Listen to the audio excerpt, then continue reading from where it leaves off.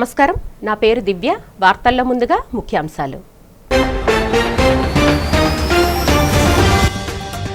శ్రీకాకుళం జిల్లా నర్సన్నపేటలో స్వర్ణాంధ్ర స్వచ్ఛాంధ్ర కార్యక్రమంలో పాల్గొన్న ముఖ్యమంత్రి చంద్రబాబు 2047 నాటికి ఏపీ $2.4 ట్రిలియన్ ఆర్థిక వ్యవస్థగా ఎదుగుతుందని వెల్లడి.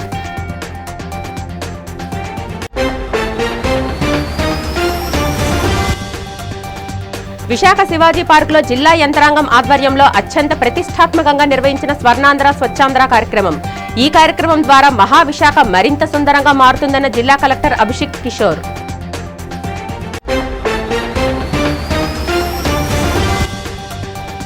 జీవీఎంసీ 5వ వార్డు బొట్టవానిపాలెంలో వైసీపీ భీమిలి ఇన్ఛార్జ్ మర్జి శ్రీనివాస్ ఆధ్వర్యంలో జరిగిన ముఖ్య నాయకుల సమావేశం. ప్రజల భూములు, దేవస్థాన ఆస్తులు కాపాడాలంటే స్థానిక సంస్థల ఎన్నికల్లో వైసీపీని గెలిపించాలని పిలుపు. గుంటూరు కృష్ణానగర్లో 2 కోట్ల వ్యయంతో నిర్మించనున్న ప్రభుత్వ రైతు బజార్. నిర్మాణ పనులకు శంకుస్థాపన చేసిన కేంద్ర మంత్రి పెమ్మసాని చంద్రశేఖర్, ఎమ్మెల్యే గల్లా మాధవి.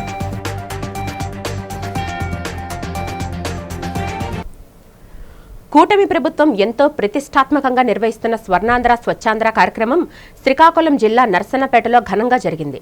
ఈ కార్యక్రమంలో రాష్ట్ర ముఖ్యమంత్రి చంద్రబాబు నాయుడు పాల్గొన్నారు. ఈ సందర్భంగా ఏర్పాటు చేసిన కార్యక్రమంలో ఆయన మాట్లాడారు. రాష్ట్రంలో 4 రోజుల పాటు ఆపరేషన్ క్లీన్ స్వీప్ ప్రత్యేక డ్రైవ్ చేపడుతున్నట్లు ప్రకటించారు. 2047 నాటికి ఏపీని $2.4 ట్రిలియన్ ఆర్థిక వ్యవస్థగా మార్చడమే లక్ష్యమన్నారు. P4 ద్వారా పేదరికాన్ని రూపుమాపుతామని, రీసర్వే ప్రక్షాళనతో వచ్చే ఏడాది మార్చి నాటికి భూ తగాదాలు లేకుండా చేస్తామని స్పష్టం చేశారు. అలాగే పాపులేషన్ మేనేజ్మెంట్ ద్వారా 3, 4వ సంతానానికి ప్రోత్సాహకాలు ఇవ్వనున్నట్లు తెలిపారు. హాస్టళ్లు, రెసిడెన్షియల్ స్కూళ్లను నెట్ జీరో క్యాంపస్లుగా మారుస్తామని, డిప్యూటీ సీఎం పవన్ కళ్యాణ్ నేతృత్వంలో పంచాయతీరాజ్ శాఖకు జాతీయ స్థాయిలో 8 అవార్డులు రావడం అభినందనీయమన్నారు.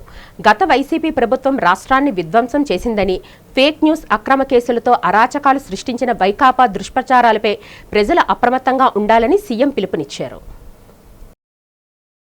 కార్యక్రమంలో పింఛన్లు నేరుగా నేను ఇచ్చినప్పుడు నాకుండే ఆనందం నా జీవితంలో ఎప్పుడూ ఉండదు.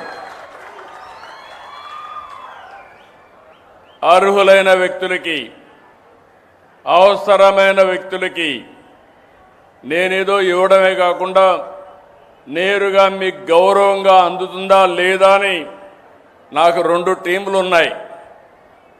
ఒక టీం చూస్తే మా అధికార యంత్రాంగం, జిల్లా అధికార యంత్రాంగం ఇక్కడే ఉన్నారు.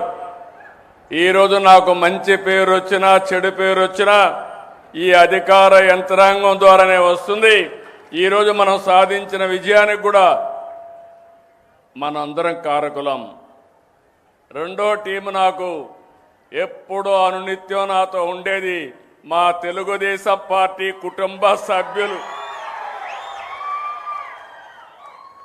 Beauty of democracy. అధికారం ఉంటే అధికార యంత్రాంగంతో పనిచేపిస్తాం. మిగిలినప్పుడు నన్ను ఎప్పుడు అంటిపెట్టుకుని అనునిత్యం కంటికి రెప్పలా కాపాడే నా కుటుంబ సభ్యులను నా జీవితంలో మరిచిపోలేను. అందరికీ ఒకే మాట చెప్పాను. నా జీవితాశయం పేదరికం లేని సమాజం చూడాలని, ఆర్థిక అసమానతలు తగ్గాలని, అందరికీ జీవన ప్రమాణాలు పెరగాలనేది నా ఆలోచన. దానికోసం పనిచేస్తున్న మిమ్మల్ని అందరినీ మరొకసారి అభినందిస్తున్నా. గుంటూరు కృష్ణానగర్లో 2 కోట్ల రూపాయల వ్యయంతో నిర్మించనున్న నూతన రైతు బజార్ భవనానికి కేంద్ర గ్రామీణ అభివృద్ధి శాఖ మంత్రి పెమ్మసాని చంద్రశేఖర్ శంకుస్థాపన చేశారు. ఈ సందర్భంగా ఆయన మాట్లాడుతూ 4 కోట్ల విలువైన స్థలంలో నిర్మిస్తున్న ఈ 2 అంతస్తుల భవనాన్ని 9 నెలల్లో పూర్తి చేస్తామన్నారు. ఇందులో 30 డ్వాక్రా స్టాల్స్, 60 రైతు స్టాల్స్, 10 దుకాణాలను ఏర్పాటు చేయనున్నట్లు తెలిపారు. నాణ్యమైన నిర్మాణంతో పాటు పక్కాగా పార్కింగ్ వ్యవస్థ ఉండాలని, స్థానికులకు ఎలాంటి ఇబ్బంది కలగకుండా నిర్వహణ సాగాలని అధికారులను ఆదేశించారు. అనంతరం ఎమ్మెల్యే గల్లా మాధవి, ఎమ్మెల్సీ ఆలపాటి రాజా మాట్లాడుతూ అందరికీ అనుకూలమైన ప్రదేశంలో మార్కెటింగ్ శాఖ ఆధ్వర్యంలో 100 స్టాల్స్, మరుగుదొడ్లు, పార్కింగ్ వసతులతో ఈ మార్కెట్ రావడం ముదాహం అన్నారు. మార్కెట్ కమిటీ చైర్మన్ కుర్రా అప్పారావు ఇక్కడ కాయగూరలతో పాటు పండ్లు, పూల మార్కెట్ కూడా ఏర్పాటు చేయాలని కోరారు. ఈ కార్యక్రమంలో మార్కెటింగ్ శాఖ అధికారులు శ్రీనివాసరావు తదితరులు పాల్గొన్నారు. 1999లో గౌరవ ముఖ్యమంత్రి రైతులను కొనుగోలు చేస్తూ మధ్యవర్తులు లేకుండా సమాజానికి ఉపయోగపడే విధంగా మనుషుల జీవనానికి దగ్గరగా ఉండే విధంగా రైతు బజార్లు చేయాలనేటువంటిది ఆ రోజుల్లో ఒక గొప్ప ఆలోచన. గుంటూరు ప్రాంతంలో 3 ఉన్నాయి రైతు బజార్లు.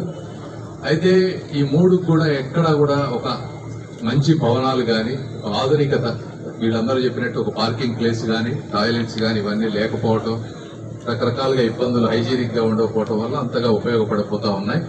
అయితే మొట్టమొదటిసారిగా దీనికి ఇప్పుడు దాదాపు 4 కోట్ల రూపాయల గవర్నమెంట్ ల్యాండ్, మున్సిపాలిటీ ల్యాండ్, 2 కోట్ల రూపాయలతోటి కన్స్ట్రక్షన్, దాదాపు 6 కోట్ల రూపాయలతోటి ఒక 11,000 స్క్వేర్ ఫీట్, దాదాపుగా 90 వచ్చేటప్పటికి స్టాల్స్ ఉండే విధంగా ఒక 10 షాపులు ఉండే విధంగా, ఇందులో 70 వచ్చేటప్పటికి సెల్ఫ్ హెల్ప్ గ్రూప్ కానీ రైతులు కానీ, అదేవిధంగా 30 వేరే కమర్షియల్ షాప్స్, 10 కమర్షియల్ షాప్స్, రైతు షాపులు 60, డ్వాక్రా షాపులు 30, కమర్షియల్ షాప్స్ 10 మొత్తం. ఇప్పుడు ఫస్ట్ ఫ్లోర్ G+2 చేస్తా ఉన్నారు.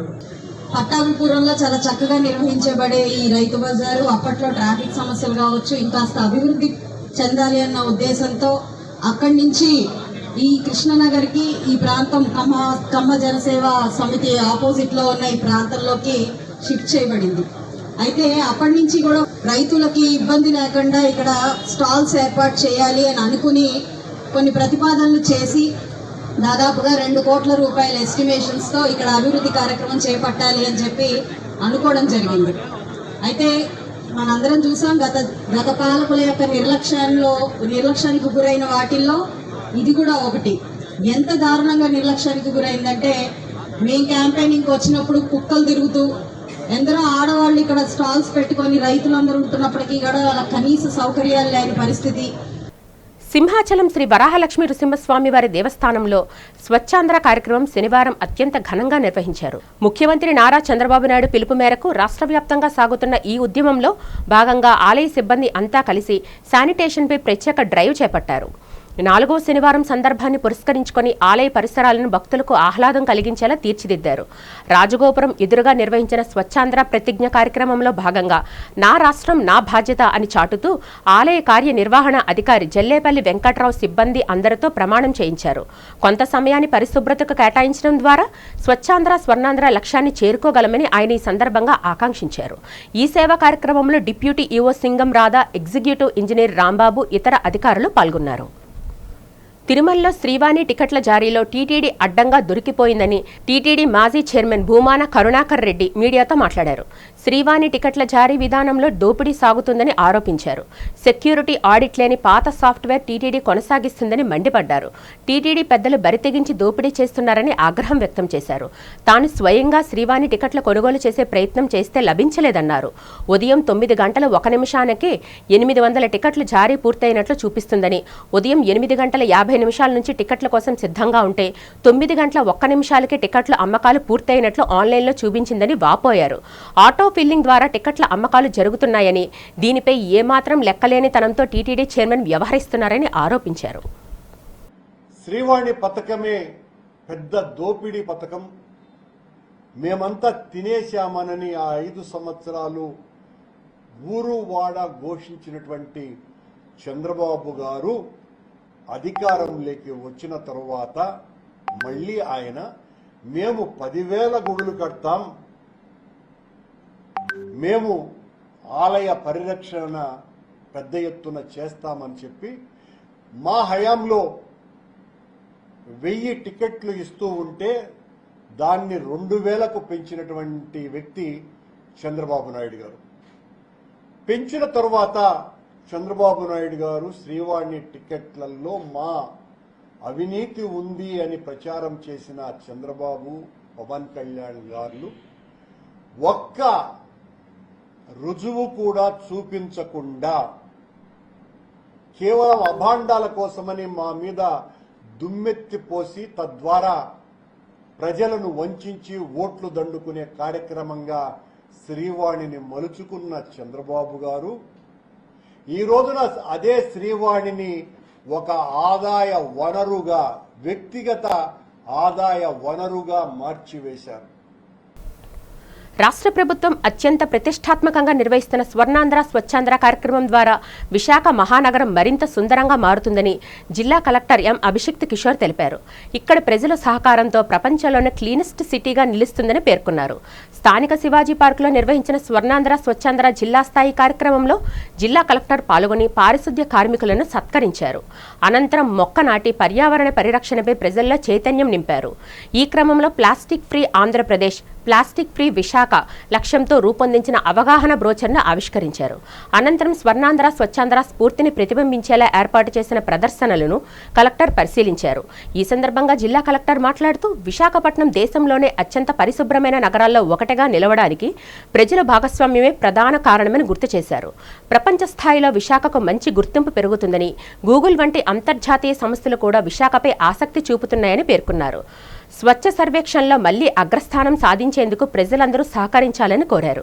ఈ కార్యక్రమంలో జీవీఎంసీ అదనపు commissioner P Nallanayya, CMHO Naresh Kumar, Swachhandhra corporation director Ramireddy, zonal కమిషనర్లు, వివిధ శాఖల అధికారులు, సామాజిక కార్యకర్తలు, స్వచ్ఛంద సంస్థల ప్రతినిధులు, పారిశుద్ధ్య సిబ్బంది పాల్గొన్నారు. స్వర్ణాంధ్ర స్వచ్ఛాంధ్ర ప్రోగ్రాంలో భాగంగా విశాఖపట్నం మహానగరంలో శివాజీ పార్క్లో మనం కార్యక్రమం చేసుకోవడం జరుగుతోంది. లాస్ట్ ఇయర్ మనం ఈ ప్రోగ్రామ్ని మొదలు పెట్టుకున్నాము. నిరంతరాయంగా ప్రతి నెల ఒక థీమ్ తీసుకొని ఆ థీమ్ మీద ప్రజలకు అవేర్నెస్ క్రియేట్ చేస్తూ various kinds of innovative practices use చేస్తూ శానిటేషన్లో మనం చాలా ముందరికెళ్తున్నాము. మీ అందరికీ తెలుసు, విశాఖపట్నం ఈరోజు కాదు, గత 10 సంవత్సరాల నుంచి దేశంలోనే మేటి సిటీగా, వన్ ఆఫ్ ద బెస్ట్ సిటీస్గా వేరియస్ ర్యాంకింగ్స్లో, స్వచ్ఛ సర్వేక్షణ లాంటి ర్యాంకింగ్స్లో టాప్ 5లో నిలవడం జరిగింది. డిస్ట్రిక్ట్ వైపు నుంచి, కార్పొరేషన్ వైపు నుంచి దేశంలోనే నెంబర్ 1 సిటీగా మనం ఎలా నిలబెట్టాలి వైజాగ్ని అని చెప్పి కంటిన్యూస్గా మనం చాలా ప్రణాళికలు సిద్ధం చేసుకొని పనిచేయడం జరుగుతోంది. గత 10 సంవత్సరాల నుంచి Vizag one of the cleanest సిటీస్గా ఉండడానికి కేవలం ఒకటే ఒక కారణం, అది విశాఖపట్నం ప్రజలు సహకరిస్తూ వారి యొక్క తోడ్పాటు కంటిన్యూస్గా ప్రభుత్వం చేసే చాలా కార్యక్రమాలకు ఇస్తున్నారు. కాబట్టి ఈరోజు మనం ఇలాంటి స్టేట్లో ఉన్నాము. ఈ స్వర్ణాంధ్ర స్వచ్ఛాంధ్ర సాసా క్యాంపెయిన్ యొక్క ముఖ్య ఉద్దేశం కూడా ఇదే.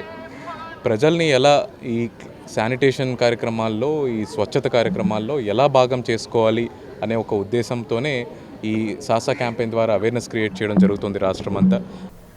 ప్రజల భూములు, దేవస్థాన ఆస్తులను కాపాడాలంటే రాబోయే స్థానిక సంస్థల ఎన్నికల్లో వైఎస్ఆర్ కాంగ్రెస్ పార్టీకి బలం చేకూర్చాలని విజయనగరం జిల్లా జడ్పీ చైర్మన్, వైఎస్ఆర్సీపీ జిల్లా అధ్యక్షులు, భీమిలి నియోజకవర్గ సమన్వయకర్త శ్రీ మజ్జి శ్రీనివాసరావు అలియాస్ చిన్నశ్రీను పిలుపునిచ్చారు.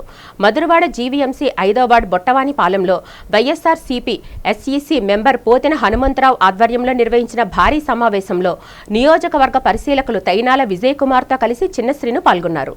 ఈ సందర్భంగా టీడీపీకి చెందిన బాలగోపాలుడు, లారీ ఓనర్ నమ్మి అప్పలరాజు, తన కుటుంబ సభ్యులు, అనుచరులైన నమ్మి రమణ, నమ్మి నరసింహులు, ఇయ్యాపు రమేష్, పంచదార్ల శివకృష్ణ, బర్ల శ్రీను తదితర సుమారు 50 మందితో కలిసి వైఎస్ఆర్సీపీలో చేరగా ముఖ్య నాయకులు వారికి పార్టీ కండువాలు వేసి సాదరంగా ఆహ్వానించారు. అంతకుముందు మారికవలస నుంచి ప్రారంభమైన భారీ ర్యాలీ కొమ్మాది జంక్షన్, గణేష్ నగర్ మీదుగా బొట్టవానిపాలెం వరకు అత్యంత ఉత్సాహంగా కొనసాగింది. ఈ సందర్భంగా చిన్నశ్రీను మాట్లాడుతూ సింహాచలం దేవస్థానానికి చెందిన భూములను డేటా సెంటర్ల పేరుతో అప్పగించడం తీవ్ర ఆందోళన కలిగించే విషయమన్నారు. దేవుడి ఆస్తులను కాపాడాల్సిన బాధ్యత ఉన్నవారే వాటిని దోచుకునే పరిస్థితి రావడం బాధాకరమని విమర్శించారు. అభివృద్ధి పేరుతో అవినీతి, అక్రమాలు పెరిగిపోయాయని ఆరోపించిన ఆయన సామాన్య ప్రజల హక్కుల కోసం, ప్రజా ఆస్తుల రక్షణ కోసం నిరంతరం పోరాడేది ఒక్క వైఎస్ఆర్సీపీ మాత్రమేనని స్పష్టం చేశారు.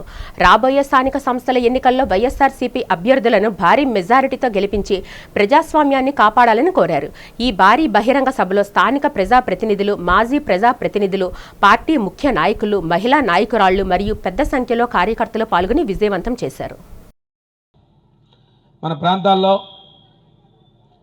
ఇప్పుడు కూడా నాయకత్వంలో ఈ ప్రాంత అభివృద్ధి కోసం, ఈ ప్రాంతాన్ని బాగు చేసుకోవాలనో, మన తరాలు, ముందు తరాలని, భావి తరాలు బాగుండాలనో ఒక మంచి ఆలోచనతో అనేక మంది ఒక రాజకీయ పార్టీని ఆశ్రయిస్తారు. ఇవాళ అదేవిధంగా వైఎస్ఆర్ పార్టీని బలోపేతం చేస్తూ ఈ భీమిలి నియోజకవర్గాన్ని అభివృద్ధి చేసుకోవాలి, ఈ ప్రాంతంలో అభివృద్ధి జరగాలి, ఈ ప్రాంత అభివృద్ధి ద్వారా మన ప్రాంత అభివృద్ధి ద్వారా మన భావితరాల భవిష్యత్తు అభివృద్ధి కూడా ముందుకు పోవాలని ఒక మంచి ఆలోచనతో ఈరోజు మనందరం కూడా వచ్చాం. అయితే ఇవాళ ప్రతిపక్షంలో ఉన్న వైఎస్ఆర్ పార్టీ ప్రతిపక్షంలో ఉంటుండగా చాలామంది అనుకుంటారు, ప్రతిపక్ష పార్టీ ఏంటి, ప్రతిపక్షంలో పార్టీలో చేరికలేంటి. ఈ రోజులు వైఎస్ఆర్ పార్టీ ఒక పెద్ద ఎత్తున మోటార్ సైకిల్ ర్యాలీని మన మారికవలస జంక్షన్ నుంచి ఒక బొట్టవానిపాలెం వరకు పెద్ద ఎత్తున ఒక ర్యాలీని తెచ్చుకొని ఈ ర్యాలీలో పెద్ద ఎత్తున ఈ ప్రాంతం అంతా కూడా మధురవాడ ప్రాంతాన్ని కవర్ చేస్తూ ఈరోజు వచ్చాం. చాలా ఆశ్చర్యంగా ఉంటారు అందరూ కూడా, ఏంటి వైఎస్ఆర్ పార్టీ అధికారం లేదు, ప్రతిపక్షంలో ఉన్నది. ఇవాళ ప్రతిపక్షంలో అమ్మో అధికార పక్షాన్ని చూసి చాలామంది భయభ్రాంతులు అయిపోతున్నారు. ఏదో అధికార పార్టీలో లేకపోతే ఇబ్బంది అయిపోతుంది అనే ఆలోచనలో ఎక్కడా చేయకుండా ఇవాళ జగన్మోహన్ రెడ్డి నాయకత్వంలో 2024లో ఒక ప్రజా తీర్పు వచ్చింది. ఆ ప్రజా తీర్పుకి మళ్ళీ భిన్నంగా ఏదైతే మనం నష్టపోయామో, ఈ ప్రాంత అభివృద్ధి నష్టపోతుందో, ఇప్పుడు జరుగుతున్న 2 సంవత్సరాల ఈ ప్రజా వ్యతిరేక పరిపాలన చూసి ఇవాళ పెద్ద ఎత్తున ఇవాళ వైఎస్ఆర్ పార్టీలో చేరుతున్న విషయాన్ని ఇవాళ ఈ ప్రాంతం ద్వారా మీ ద్వారా ఈ ప్రాంత ప్రజలకు తెలియజేస్తా ఉన్నాను. బహుళ ప్రయోజన సౌకర్య కేంద్రాలను వెంటనే వినియోగంలోకి తీసుకురావాలని విజయనగరం జిల్లా జాయింట్ కలెక్టర్ ఎస్ సేతుమాధవన్ ఆదేశించారు. జిల్లా సహకార శాఖ ఆధ్వర్యంలో జిల్లా స్థాయి ఇంప్లిమెంటేషన్ కమిటీ సమావేశం శనివారం జేసీ ఛాంబర్లో జరిగింది. వ్యవసాయ మౌలిక వసతుల కల్పన కార్యక్రమంలో భాగంగా జిల్లాలో నిర్మాణంలో ఉన్న ఎంపీఎఫ్సీ గోదాముల పరిస్థితి, పెండింగ్ బిల్లులపై ఈ సమావేశంలో జేసీ సమీక్షించారు. ఈ సందర్భంగా మాధవన్ మాట్లాడుతూ ఇప్పటికే నిర్మాణం పూర్తయిన 27 భవనాలను ప్రజలకు ఉపయోగపడే విధంగా వెంటనే వినియోగంలోకి తెచ్చేందుకు చర్యలు తీసుకోవాలని ఆదేశించారు. ఈ ప్రక్రియను 2 వారాల్లో పూర్తి చేయాలని చెప్పారు. స్థానిక పరిస్థితులను బట్టి వ్యవసాయ అవసరాలకు అవసరం లేని పక్షంలో ఎవరికైనా లీజుకు ఇచ్చి ఇతర ప్రజా అవసరాలకు వినియోగించాలని సూచించారు. ప్రతి గోదాముకు రహదారి సౌకర్యం, విద్యుత్, నీటి సదుపాయం కల్పించాలని ఆదేశించారు. దీనికోసం చిత్తూరు తరహాలో జెడ్పీ లేదా ఉపాధి హామీ నిధులను వెచ్చించేందుకు ప్రతిపాదనలు పంపించాలని సూచించారు. ముఖ్యమంత్రి నారా చంద్రబాబు నాయుడు తీరుపై మాజీ మంత్రి వైసీపీ సీనియర్ నేత గుడివాడ అమర్నాథ్ తీవ్రస్థాయిలో విరుచుకుపడ్డారు. నగరంలో వైఎస్ఆర్ కాంగ్రెస్ పార్టీ కార్యాలయంలో జరిగిన మీడియా సమావేశంలో ఆయన మాట్లాడుతూ చంద్రబాబు విధానాలపై నిప్పులు చెరిగారు. దుబారా ఖర్చులు తగ్గించాలని పిలుపునిచ్చి ప్రత్యేక విమానాల్లో తిరగడం చంద్రబాబు ప్రత్యేకత అని విమర్శించారు. ఉత్తరాంధ్రలో కొండలకు గుండులు కొట్టిస్తున్నారని మండిపడ్డారు. చంద్రబాబుకు ప్రజల కన్నా వ్యక్తిగత అజెండాలే ముఖ్యమని ఎద్దేవా చేశారు. అమరావతి పేరుతో 29 గ్రామాల్లో రియల్ ఎస్టేట్ వ్యాపారం చేస్తున్నారని విమర్శించారు. ఎప్పటికైనా ముఖ్యమంత్రి నారా చంద్రబాబు నాయుడు రాష్ట్ర ప్రజల సంక్షేమాన్ని దృష్టిలో పెట్టుకుని ప్రజారంజక పాలన సాగించాలని గుడివాడ అమర్నాథ్ సూచించారు. గడిచినటువంటి 2 సంవత్సరాల్లో వారానికి దాదాపు 3-4 సార్లు హైదరాబాదు, శుక్రవారం సాయంత్రం, మళ్ళీ ఆదివారం నైటో లేకపోతే సోమవారం ఉదయం, మధ్యలో వారు తిరిగి రావడానికో, వారి ఇంట్లో ఫంక్షన్లకో లేకపోతే ఇంకో దానికో ముఖ్యమంత్రి గారి కొడుకు వీరంతా తిరుగుతున్నటువంటి ఎంత ఖర్చు పెట్టారంటే ఇప్పటికి వచ్చి సమాధానం ప్రభుత్వం నుంచి లేదు. మళ్ళీ కొత్తగా 2026-27 సంవత్సరానికి మళ్ళీ ఇంకొక 50-60 కోట్ల రూపాయలు ముఖ్యమంత్రి గారి ప్రయాణం కోసం అని చెప్పి మళ్ళీ కేటాయింపులు బడ్జెట్లో చేసినటువంటి విషయాన్ని కూడా మనందరం కూడా చూసాం. తీరా నిన్న ప్రకటనలన్నీ వచ్చిన తర్వాత ఈ దుబారా ఖర్చులన్నీ కూడా కొంత కట్టడి చేస్తారేమో అని చెప్పి అందరూ కూడా ఆశించాం. తీరా అందరూ ముక్కును వేలేసుకున్నారు. అదేంటండి, మధ్యాహ్నమే కదా కేబినెట్ సమావేశం అయింది, స్పెషల్ ఫ్లైట్లో ఎవరు తిరగమని చెప్పారు. 10 కార్లు ఉన్నటువంటి కాన్వాయ్ని 3-4 కుదించేటువంటి కార్యక్రమం చేస్తామని చెప్పారు. ఈ చెప్తున్నటువంటి మాట చెప్తుండగానే ముఖ్యమంత్రి గారు కొడుకు ఫ్లైట్ ఎక్కి వెళ్ళిపోయాడు, స్పెషల్ ఫ్లైట్ ఎక్కి వెళ్ళిపోయాడే ఏంటి అని చెప్పి చాలామంది వాళ్ళు మాట్లాడుకుంటే ఆ పార్టీలో ఒక పెద్ద మనిషి అన్నాడట, మా నాయకుడు రూల్స్ పెడతాడు తప్ప ఫాలో అవ్వడని. చంద్రబాబు నాయుడు గారికి సహజంగా ఏంటంటే ఆయనకి ప్రజలకి చెప్పేటువంటి మాట ఏది ఆయన ఫాలో అవ్వడు. ఆయన మాత్రం సూక్తులు తెగ సూక్తులు చెప్తుంటారు. ఉదాహరణకి మొన్న ఈ మధ్య ఫ్యామిలీ ప్లానింగ్ ఏం చెప్పాడు, ఇద్దరితో ఆపొద్దు, ముగ్గురు నలుగురిని కనండి, దక్షిణాది రాష్ట్రాల్లో జనాభా తగ్గిపోతూ ఉంది, ఒకప్పుడు నేనే ఫ్యామిలీ ప్లానింగ్ ఆపరేషన్ చేయించాలని చెప్పాను, ఇప్పుడు మీరు ఎక్కువ మంది కంటే మళ్ళీ 3వ బెడ్కో 4వ బెడ్కో 25,000 ఎంతో ఇస్తానని చెప్పినట్టుగా ఈ మధ్య చూసాం. చాలామంది అన్నారు, మరి చంద్రబాబు నాయుడు గారు అంత ప్రచారం చేస్తున్నప్పుడు ఆ సలహా ఏదో ముందు కొడుక్కిస్తే బాగుంది కదా అని చెప్పని అన్నారు. అప్పుడు కూడా అన్నారు, చంద్రబాబు నాయుడు గారు రూల్స్ పెడతారు తప్ప ఫాలో అవ్వరు. మహిళా హత్య ఫర్ గెయిన్ మిస్టరీని 24 గంటల్లో ఛేదించి నిందితుడిని అరెస్టు చేశామని నగర క్రైమ్ డీసీపీ లతామాధురి తెలిపారు. నగరంలో జరిగిన మీడియా సమావేశంలో కేసు వివరాలను తెలిపారు. అక్కయ్యపాలెం శ్రీనివాస్ నగర్లో గల పీఆర్కే నాగ ఆనంద్ అపార్ట్మెంట్లో పిల్లా పార్వతి భర్తతో కలిసి నివసిస్తున్నారని చెప్పారు. తాటిచెట్లపాలెం ప్రాంతానికి చెందిన నిందితుడు గన్నవరపు రాము హెయిర్ స్టైల్ సెలూన్ నడుపుతున్నాడని చెప్పారు. ఈ నెల 14న సాయంత్రం 6:30 సమయంలో పార్వతి హత్యకు గురైన సమాచారం పోలీసులకు అందిందన్నారు. సీసీ ఫుటేజ్ పరిశీలించగా గన్నవరపు రాము అనుమానితుడిగా గుర్తించామన్నారు. నిందితుడు బంగారు ఆభరణాలతో హైదరాబాద్ పారిపోయేందుకు ప్రయత్నించగా రైల్వే స్టేషన్ గేట్ వద్ద పోలీసులు అరెస్టు చేశారని డీసీపీ లతామాధురి తెలిపారు. నిందితుడి నుంచి చోరీ సొత్తుని స్వాధీనం చేసుకున్నామని కేసును ఛేదించి పోలీసులు అధికారులను సిబ్బందిని అభినందించారు. Visakhapatnam city 4th town police స్టేషన్లో అక్కయ్యపాలెంలో శ్రీనివాస్ నగర్ నాగా ఆనంద్ అపార్ట్మెంట్స్లో ఒక మర్డర్ ఫర్ గెయిన్ నమోదైంది. Crime number 81/26. అందులో 53 years పిల్లి పార్వతి అనే ఒక మహిళను హత్య చేసి ఆమె ఒంటి మీద ఉన్న బంగారంతో పరారయ్యాడు నిందితుడు. దాన్ని సైంటిఫిక్ ఎవిడెన్స్తో మేము ఛేదించి వితిన్ 2 hours నిందితుడిని పట్టుకోవడం జరిగింది. ఆమె దగ్గర నుంచి అతను ఏదైతే బంగారం దొంగిలించాడో అదంతా కూడా అతనే చూపెట్టడం జరిగింది. రికవరీ చేశాము. ఈరోజు అతను అరెస్ట్ చేసి ఈరోజు రిమాండ్ కూడా తరలించడం జరిగింది. దేశంలో పెరుగుతున్న ఇంధన అవసరాలు, డీజిల్ కొరతను దృష్టిలో ఉంచుకొని జిల్లాలో ఇంధన పొదుపు కార్యక్రమాలను పెద్ద ఎత్తున చేపట్టాలని పార్వతీపురం మన్యం జిల్లా collector doctor N Prabhakar Reddy పిలుపునిచ్చారు. ఇందులో భాగంగా శనివారం పార్వతీపురం ప్రత్యేక సైకిల్ ర్యాలీని నిర్వహించారు. ఈ సందర్భంగా అధికారులు మాట్లాడుతూ ప్రజలు తమ నిత్య జీవితంలో ఇంధనాన్ని ఆదా చేసేందుకు వీలైనంత వరకు సైకిళ్లను ఉపయోగించాలని కోరారు. ముఖ్యంగా స్థానిక మార్కెట్లకు స్వల్ప దూరాలకు వెళ్లేటప్పుడు మోటారు వాహనాలకు ప్రత్యామ్నాయంగా సైకిళ్లను వాడడం అలవాటు చేసుకోవాలని, తప్పనిసరి పరిస్థితుల్లో మాత్రమే ఇంధన వాహనాలను ఉపయోగించాలని సూచించారు. ఒకే ప్రాంతానికి లేదా కార్యాలయానికి వెళ్లేవారు వేర్వేరు వాహనాలు వాడకుండా కార్ పూలింగ్ పద్ధతిని పాటించడం ద్వారా ఇంధనాన్ని చాలా వరకు ఆదా చేయవచ్చునని తెలిపారు. భవిష్యత్తులో వాహనాలు కొనుగోలు చేయాలనుకునేవారు ఎలక్ట్రిక్ వాహనాలపై మొగ్గు చూపాలని, దీనికి అనుగుణంగానే పార్వతీపురం పట్టణంలో ఎలక్ట్రిక్ ఛార్జింగ్ స్టేషన్లను ఏర్పాటు చేస్తున్నట్లు వెల్లడించారు. గౌరవ ప్రధానమంత్రి గారు, గౌరవ ముఖ్యమంత్రి గారు మనకు ఇచ్చిన పిలుపు మేరకు జిల్లాలో కూడా ఇంధన పొదుపులో భాగంగా మనం వీలైనంత వరకు ఎక్కడ అవకాశం ఉంటే అక్కడ మనం ఇంధన రహిత వాహనాలను వాడడానికి, వీలైనంత వరకు సైకిల్స్ని వాడడానికి ప్రయత్నం చేయాలి. తప్పనిసరి పరిస్థితుల్లో వాడచ్చు, కానీ వీలైనంత అవకాశం ఉన్న చోట ప్రతి చోట కూడా మనం దాన్ని సైకిల్ వాడడం కావచ్చు. అదేవిధంగా లోకల్ మార్కెట్లు వాటికి వెళ్ళాల్సి వచ్చినా కూడా ఒకటి సైకిల్ వాడాలని చెప్పి కూడా విజ్ఞప్తి చేస్తూ ఉన్నాం. దూర ప్రాంతాలకు వెళ్ళాలంటే మాత్రమే దీన్ని రికమెండ్ చేస్తూ ఉన్నారు. అదేవిధంగా 2-3 వెహికల్స్ ఉండి ఒకే ప్రాంతానికి వెళ్తూ ఉన్నప్పుడు కూడా ఒక వాహనంలో వెళ్ళేట్లుగా ప్లాన్ చేసుకొని ఇంధనాన్ని పొదుపు చేయాలని చెప్పి కూడా జిల్లాలో మనం గౌరవ ముఖ్యమంత్రి గారు ఇచ్చిన సందేశాన్ని తెలియజేయడం జరుగుతూ ఉంది.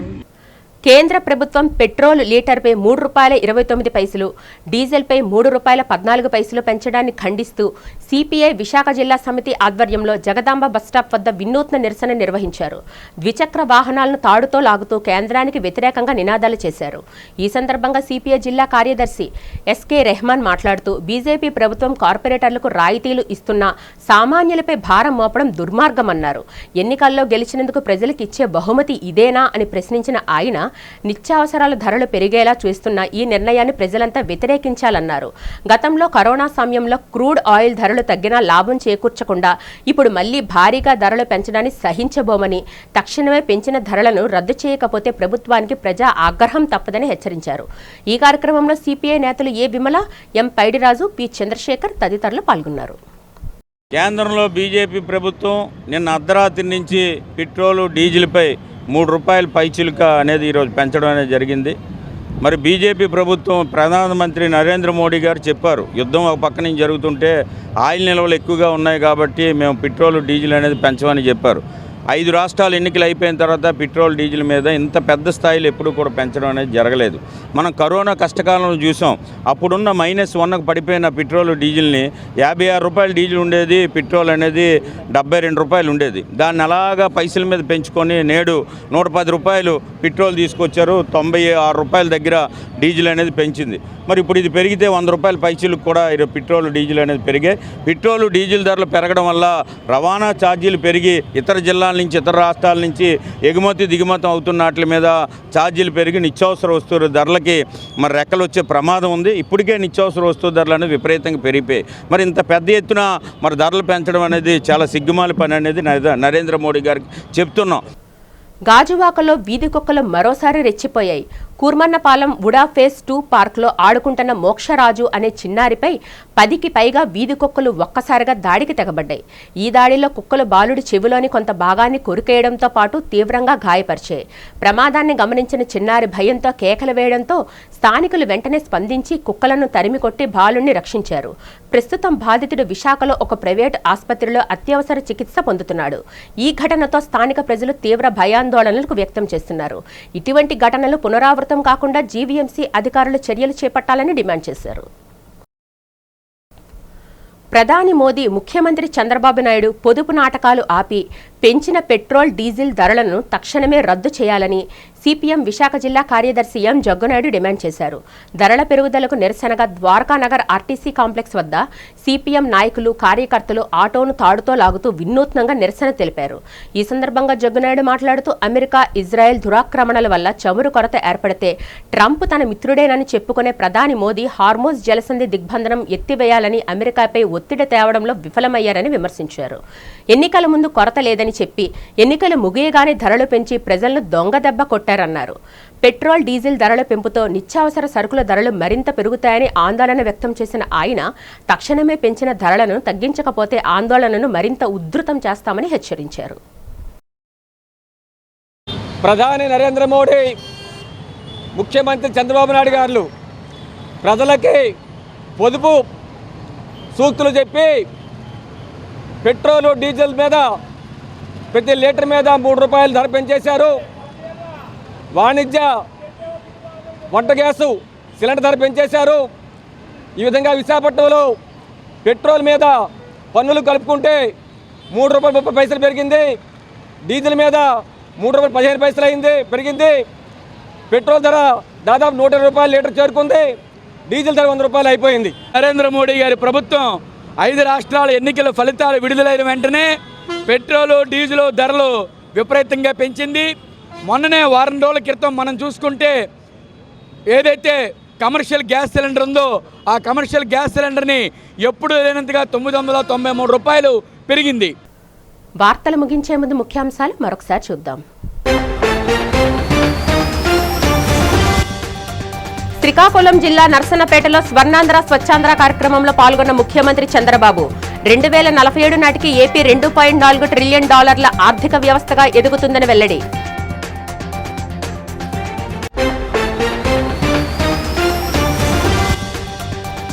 విశాఖ శివాజీ పార్కులో జిల్లా యంత్రాంగం ఆధ్వర్యంలో అత్యంత ప్రతిష్టాత్మకంగా నిర్వహించిన స్వర్ణాంధ్ర స్వచ్ఛాంధ్ర కార్యక్రమం.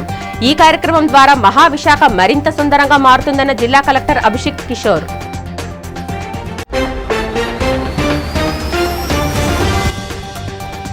జీవీఎంసీ 5వ వార్డు బొట్టవానిపాలెంలో వైసీపీ భీమిలి ఇన్ఛార్జ్ మజ్జి శ్రీనివాస్ ఆధ్వర్యంలో జరిగిన ముఖ్య నాయకుల సమావేశం.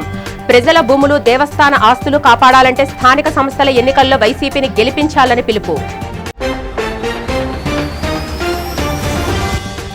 గుంటూరు కృష్ణానగర్లో 2 కోట్ల వ్యయంతో నిర్మించనున్న ప్రభుత్వ రైతు బజార్.